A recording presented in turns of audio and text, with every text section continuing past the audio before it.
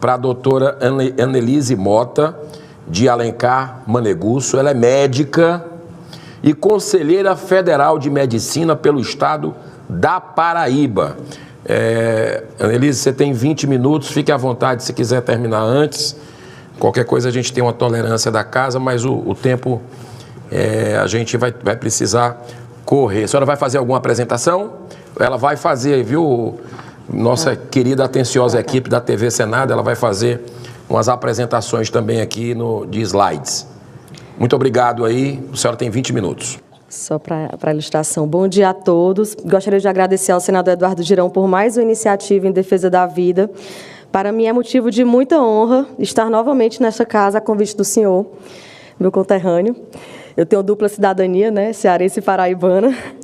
Quero cumprimentar a todos os presentes, né, nas pessoas do meu presidente, doutor Irã Galo, da minha vice-presidente, doutora Rosilane, do Conselho Federal de Medicina, senador Seif, deputada Biaqui, senadora Damares, excelente explanação do do deputado Zacarias Calil, né, foi muito esclarecedora para a população leiga, principalmente.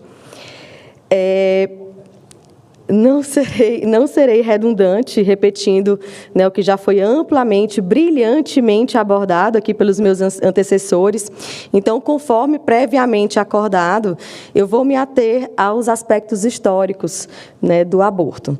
Precisamos conhecer a raiz do problema para poder combatê-lo de forma mais eficaz e, assim, proteger as vidas que estão em risco em decorrência de uma agenda a serviço do maligno. Eu sempre cito, já citei nessa casa anteriormente, né, é uma agenda demoníaca, porque prega a cultura da morte, assim como a destruição das famílias. Eu não tenho conflitos de interesse para estar aqui hoje na presença dos senhores, afora a defesa da vida, é inegociável. No Antigo Testamento, a fecundidade, se nós formos analisar, era vista como uma bênção, enquanto que a infertilidade era considerada um castigo de Deus. Essas são algumas das passagens bíblicas que explicam bem, ilustram bem isso, né? Por exemplo, em Gênesis está escrito: sede fecundos, multiplicai-vos e enchei a terra. Né? Então, desde o Antigo Testamento que a gente tem como a fertilidade, a prole, a família, como algo divino. No que concerne às civilizações pagãs, que eram desprovidas de qualquer código moral que proibisse a interrupção da gravidez, ou mesmo até do infanticídio, por motivos fúteis, como motivos econômicos, ou então vaidade corporal feminina, tem-se como a mais antiga e conhecida condenação ao aborto o juramento de Hipócrates, considerado o pai da medicina. Hipócrates divergia nesse aspecto de Aristóteles, assim como de Platão. Platão defendia uma obrigatoriedade eugênica do aborto em casos de gravidez de mulheres com idade igual ou superior a 40 anos, como uma forma de manter a pureza da raça de guerreiros gregos. Do texto original do juramento hipocrático, eu extraio: a ninguém darei por comprazer, nem remédio mortal, nem um conselho que induza à perda. Do mesmo modo, não darei a nenhuma mulher uma substância abortiva. Desde a origem da medicina, o cerne da nossa profissão é a proteção da vida. E muito me espanta ver, em 2024, colegas médicos atuando de forma antagônica à proteção da vida, ou seja, defendendo o assassinato de inocentes. Durante o renascentismo, autores como Maquiavel defendiam a ideia de que uma população numerosa favoreceria a prosperidade. Então, só depois, na Idade Moderna, é que a defesa do aborto começou a ganhar contornos sociais e políticos como o que vemos hoje. Data dessa época o surgimento da ideia de controle populacional, sugerida pioneiramente pelo economista e pastor protestante inglês Thomas Malthus, através da sua obra Ensaio sobre o Princípio da População, em que ele afirma que, enquanto as populações crescem em progressão geométrica, dobrando a cada 25 anos, os recursos alimentares apenas aumentam em proporção aritmética, culminando, então, em um desequilíbrio. Diferente dos atuais defensores do controle populacional, Malthus sugeria que a continência sexual mediante a coerção moral deveria ser o método principal para o controle demográfico.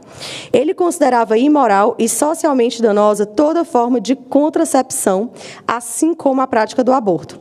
Entretanto, após a sua morte, um novo movimento, abordando os conceitos defendidos por Malthus, entretanto, excetuando-se o método da continência sexual, surgiu. Estou falando do movimento neomalthusiano, que difundia a ideia de que Deus não queria a multiplicação desordenada do ser humano. Criou-se, então, um ambiente propício, na época, para Francis Galton, primo de Charles Darwin, fundar a ideia de eugenia, apresentando-a como a ciência que forneceria as bases teóricas para não só compreender os mecanismos da transmissão dos caracteres entre as gerações, como também contribuir positivamente para a melhora das características de todo um conjunto populacional. Ou seja, muito antes de Adolf Hitler, Galton ressaltou as ideias eugenistas, propagando o controle da reprodução humana por meio do Estado ou de entidades científicas, a fim de impedir as classes inferiores de procriar, favorecendo assim a reprodução das classes superiores ou geneticamente mais aptas. Eis que no ano de 1872, surgia a primeira mulher candidata à presidência dos Estados Unidos. Não foi a Hillary Clinton, como muitos acham, né? Para a surpresa de muitos.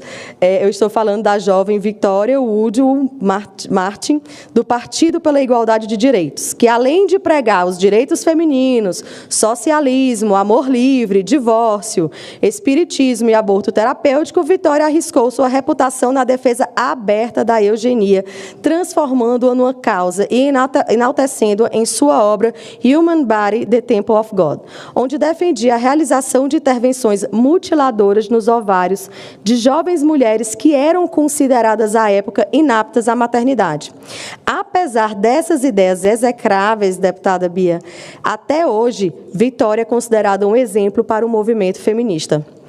Vamos agora para o ano de 1921, quando ocorreu na Alemanha a primeira conferência do que seria, após ela só foi fundada oficialmente no ano de 1928 e foi dissolvida em 1935, estou falando da Liga Mundial para a Reforma Sexual, desenvolvida por ativistas e com ideais neomalthusianos e pelo movimento higienista para o melhoramento racial por meio de reprodução artificial, além de contar com integrantes que seriam precursores do Planned Parenthood e do Conselho de Informação e Educação Sexual dos Estados Unidos.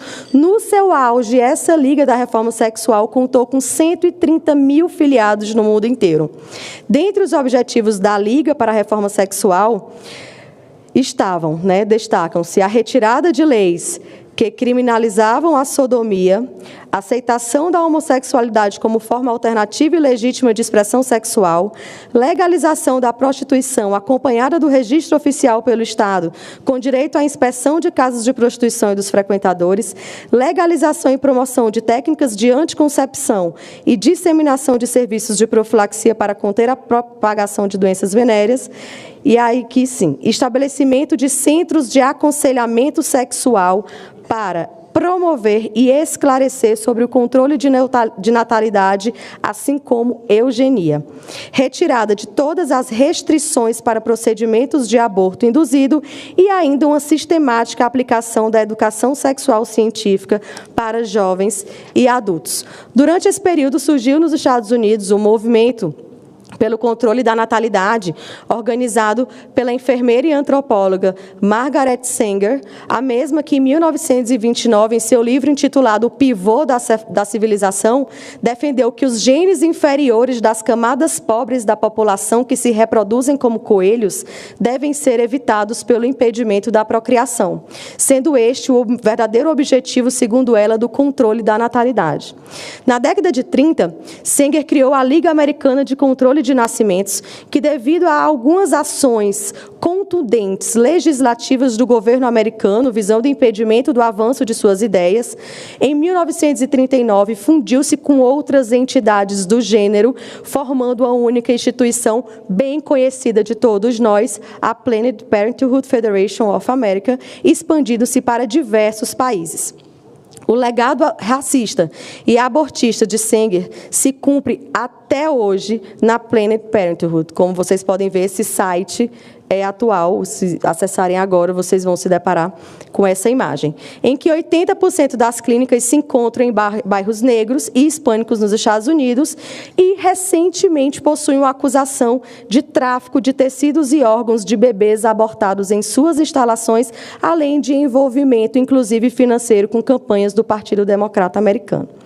Outra entidade relevante para o entendimento das discussões atuais sobre o aborto é a Mary Stopes International, cujo nome trata-se de uma alusão à sua fundadora, a escritora, fonte de inspiração até os dias atuais para o movimento feminista, que era defensora da contracepção e ativista eugênica, sendo simpatizante de Adolf Hitler. Essa fundação promove até os dias atuais a prática do aborto e controle da natalidade em quase 40 países. Atualmente são 37. Essa também é uma imagem do site da Mary Stopes International. Além do controle da natalidade, eles também pregam a igualdade sexual, ideologia de gênero e a chamada saúde reprodutiva. A partir de 1952, então, as fundações Rockefeller e Ford passaram a financiar as atividades acadêmicas e políticas nacionais para o controle da fecundidade, batizadas, então, de planejamento familiar, que a gente vê sendo propagado, inclusive, na Igreja Católica. No ano de 1967, a Unicef aprovou uma resolução garantindo assistência técnica para a implementação de políticas populacionais e programas de controle de natalidade, também chamados de serviços de saúde materna e da família, para aqueles governos que necessitassem, e conferiu, então, vejam só, o status de órgão consultor à International Planned Parenthood Federation. Nesse mesmo ano, além da Unicef, a Unesco também estabeleceu relações oficiais com a IPPF, que duram até os dias de hoje, conforme os senhores podem ver no guia positivo. Em 1969, foi então criado o Fundo de População das Nações Unidas, órgão responsável pelos programas populacionais da ONU, dotado de teorias também neomalthusianas. Enquanto muitos países acreditavam que a melhor maneira de controlar o crescimento da população era o desenvolvimento econômico, veio então, na década de 70, um movimento liderado pelo magnata americano John Rockefeller, que estrategicamente entendeu que poderia-se utilizasse do discurso feminista para promover o seu lobby, alavancando a Fundação Rockefeller pela militância política de emancipação da mulher, sendo a pioneira na estratégia da modificação da moral sexual popular através de uma revolução cultural de natureza sexual. No lugar da luta de classes, surgiu uma luta cultural, que é exatamente o que estamos vivenciando agora, com a hipersexualização da sociedade e erotização cada vez mais precoce das nossas crianças. A nova face do marxismo cultural utiliza-se da mulher representada como uma classe oprimida pela opressão do sistema capitalista e, é claro, pela cultura judaico-cristã. Analisando os fatos e personalidades mencionados neste apanhado histórico, podemos concluir a importância do movimento feminista e de seu viés eugênico na discussão a respeito da descriminalização do aborto nos dias atuais.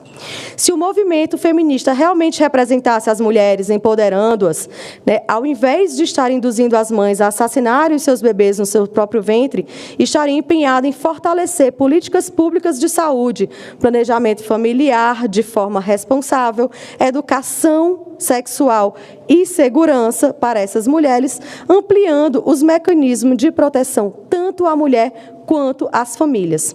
Hoje, nós deveríamos estar debatendo sobre como acolher as vítimas de estupro e como facilitar o acesso dessas meninas, adolescentes e mulheres aos serviços de saúde de forma precoce, antes da evolução da gestação, a fim de reduzirmos os sofrimentos dessas pessoas. A partir do momento que violamos o direito do nascituro, com que autoridade nós podemos condenar atos de terrorismo ou de genocídio? Como nós iremos justificar a defesa do futuro da humanidade se a vida nada vale?